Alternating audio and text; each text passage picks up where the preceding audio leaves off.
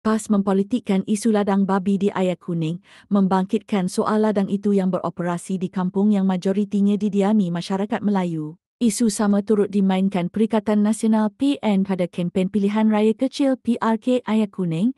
Naib Presiden PAS, Datuk Idris Ahmad, berkata ladang-ladang itu boleh menimbulkan ancaman terhadap alam sekitar dan kesihatan. Rasman Zakaria Adun Gunung Semanggol sewaktu beliau memegang portfolio Exco Pertanian, Peladangan, Industri Makanan dan Sekuriti Makanan pernah berkata,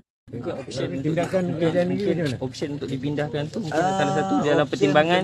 Ada pertimbangan yang tu selain kita daripada kena bincanglah sebab difahamkan untuk mengelakkan bau ni tadi dia pun telah membuat pelaburan lebih daripada juta-juta lah untuk mengelak. Tapi bau masih lagi keluar. Jadi mungkinlah nanti kita tengok bagi pihak negeri lah sebab kita sebagai kerajaan ni kita kena tengok semua pihak. Pemuda Parti Amanah Perak mengkritik tindakan PAS yang sengaja membangkitkan isu ladang babi dan dikaitkan dengan perkauman. Masa pegang kuasa, bukan main faham semua pihak. Faham pelabur, faham babi, faham bau. Tapi bila dah tak jadi kerajaan, tiba-tiba bising macam tak pernah tahu kewujudan ladang tu. Tiba-tiba mainkan sentimen. Tiba-tiba nak jadi hero rakyat. Padahal masa boleh buat tak buat. Masa ada kuasa, diam. Seekor pun tak terusik.